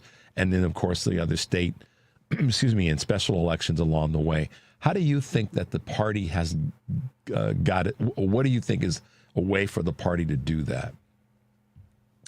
I think that in order for us to really kind of keep walking in this journey of this momentum that's happening all across the country is that we need to make sure that we mobilize, that we have messaging that engages and inspires others to want to come out and be a torchbearer for your message. We need to get people that have such apathy about what's going on in the world. We need to find um, our voice to talk to those individuals and encourage them that while they may have been disappointed about what's been happening in the world today, that their energy can be turned into um, a momentum of coming out. I won because every Saturday and every Sunday, I had about 15, 20, 25 people coming to Canvas, coming to knock, because they were inspired about trying to make sure that we have a voice for the people and that we have a voice that will listen. And it got people excited and inspired. So we that are trying to change the course of what's happening in this world, we've got to inspire people and educate them on why just coming out to help and to assist and to make calls and to speak the same language that we're speaking, that is how we're going to continue to gain seats. That is how we're going to continue to change the course of who's in these seats, is inspiring those folks that have felt their voices have not been heard for such a long time. Yeah, and that's one of those, I think that's going to impact greatly on a national level, the 89 million folks that didn't vote in the 2024 national election, because those are that 84 million or 89 million people, whatever the number actually is made up of people who vote in state elections as well. So it both sort of election cycles and processes benefit from having that messaging on point and going back to what you said about listening, but also making sure that people have a sense that being involved is not a waste of their time. Don't you think? Absolutely. Absolutely. We need everybody to engage in some way. A lot of times we just say, we want you to vote. No, I want you to come to the town halls. I want you to come to the coffee chats. Yep. I want you to understand and listen what's going on in local government, what's going on at the state house, because it affects you. Mm-hmm. And so I'm going to work very hard at trying to inspire people to get off the couch and just to come have coffee, come chat, what's on your heart and mind, because it matters and you matter. And so it's all about making sure that our constituents know that they matter. They matter. We might disagree, but your voice is what will help educate me on what direction I should be taking on a variety of issues. Yeah, Bakari Sellers said he was here in Chicago in the spring of 2024, leading up to the election. He said that the three things were, and at the time President Biden was the who's going to run. He said it's Biden, Trump, or the couch, and he said that in other venues. That to your point is making sure that folks have a reason to get off the couch and a reason to stay off the couch, and being involved along the way, I think, is that reason rather than just showing up to vote. And that's and listen, we know that there's a lot of folks that are turned off by this process. That's been part of the goal. When I've talked about this with various people about voter suppression, part of the voter suppression movement, if you will, isn't just tearing people off the voter rolls. It's getting people to be disinterested. That's right. Just long enough so that they don't not only not vote, but they don't come to those coffee clutches. They don't come to those library meetings. They don't come to those, church gatherings to talk about issues that are important. What are your thoughts there? Spot on. And, I think that when you talk to people and they're said, I'm so sick of this, I'm so fatigued, I'm shutting down, I'm doing that. That's right. That's what they want us to do. And I said, no, you can't do that. You still got to be aware of what's going on around us, how things are happening around us, and how there is an intentionality of trying to suppress us and to get us at points where we said, I'm going to let this out. I'm going to let this go. Yeah. I had so many first-time door knockers in this campaign that have never knocked a door before, Richard, never knocked a door before, but we taught them. And they said, oh my gosh, I'm going to make sure I continue to do this because I think it really helps. And so I had so many first-time door knockers. I was so thrilled. They were afraid, but we taught them. They got out there. And I'm hoping that for other candidates, Democratic candidates, when I call up and say they need some help doing a turf, that they'll get out there and do that. And so invite people to the party, even if you don't think that they want to. All they want sometimes is someone to call and ask them. I know, right? It's it's the craziest thing. Just ask them. You don't lose anything by asking, but you don't know what you lost by what you lose by not asking. That's right. And then what's so crazy about this, Senator Hardman, is that they get a little excited. You know, as the phrase goes, the sermon gets to them. They get that feeling. And then the next thing you know, they're your best resource to bringing other people into this process. So I'm so glad to hear you say that and repeatedly say that it's about listening. It's about getting people involved and bringing people out. And I once again say I am so honored that you've allowed us to be part of your success, and that we get to say your name as Senator Renee Hardman from the state of Iowa. We are so proud of you.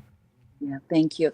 And if I have time for just another minute, I want to tell a personal story that happened. I've only been there for 4 weeks, and we're in Black History Month now, and I stand proud, Richard, as an African-American female that broke that barrier.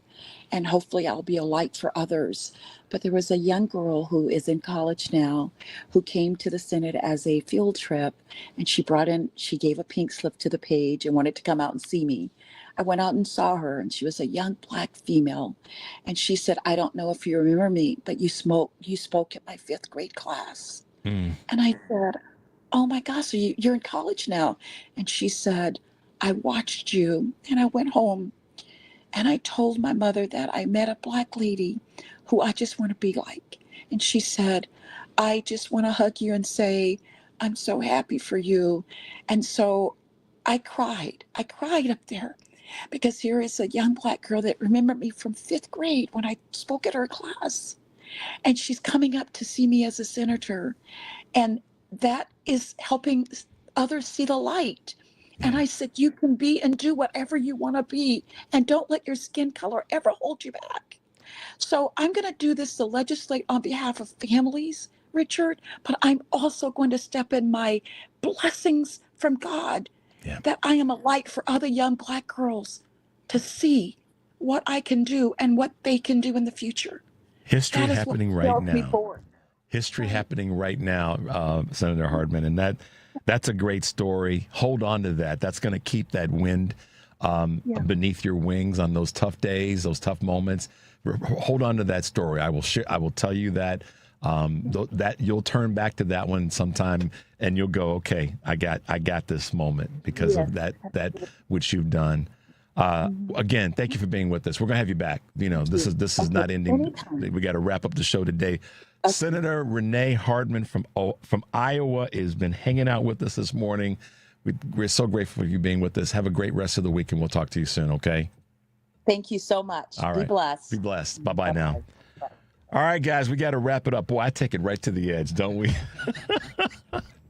Stay tuned for the Stephanie Miller Show. And as we always say, take a deep breath and make your life count. We'll see you tomorrow.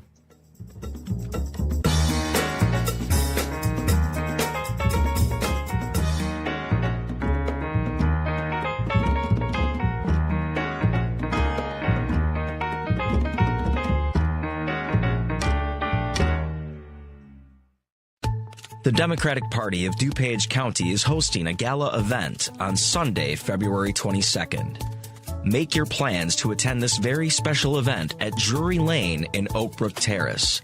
The program begins at 5:30 p.m. The keynote speaker will be David Hogg, who survived the Parkland school shooting in 2018 and co-founded March for Our Lives to advocate for gun safety laws nationwide. Hogg was also the first Gen Z vice chair of the Democratic National Committee. Other invited speakers include Governor J.B. Pritzker and the candidates for U.S. Senate. The DuPage Dems Gala funds efforts to defeat extremists in DuPage County and fight back against Donald Trump. Get your ticket now. It's the Democratic Party of DuPage County Gala, Sunday, February 22nd at Drury Lane in Oak Brook Terrace. Buy your tickets now before it sells out. For tickets, visit DuPageDemocrats.com. Hey guys, this is Tara Devlin for the Political Voices Network. This is America, right? We don't do kings here. No crowns, no thrones, no authoritarian cosplay. That's why we created the No Kings American Flag pin. For the low price of $20.26, that's 2026, we're keeping our eye on the prize here. This well-crafted enamel pin is the standard 1-inch American flag lapel pin, but this one features the patriotic No Kings symbol that defines our rallying cry. It's your quiet way of signaling to other patriots that you believe in democracy, and yeah, that still matters. You can grab yours now at store.politicalvoicesnetwork.com. That's store.politicalvoicesnetwork.com. The No Kings American Flag pin. Get it now at store.politicalvoicesnetwork.com. Eggland's Best, the only eggs with more fresh and delicious taste, plus superior nutrition. Eggland's Best. Better taste, better nutrition, better eggs. This is 8:20 a.m. WCPT Willow Springs and streaming worldwide at WCPT820.com.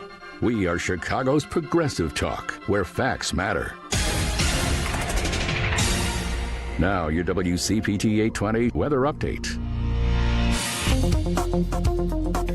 From the Weatherology Weather Center, I'm meteorologist Michael Caro.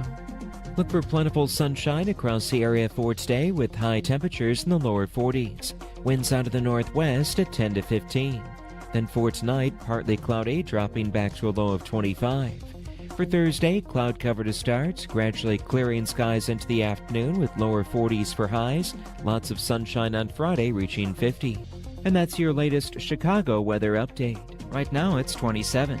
This is Chicago's Progressive Talk, 8:20 a.m. WCPT Willow Springs and online at WCPT820.com, where facts matter.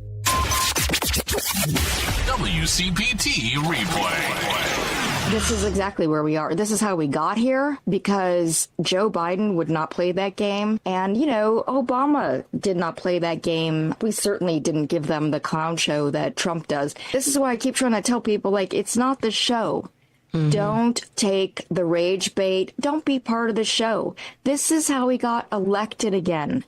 These people want him in there because he makes them money. He gives them fame. Everybody's paying attention right now. They didn't pay attention when Biden was in office, and he was getting so much done. But they didn't pay attention because it wasn't a clown show.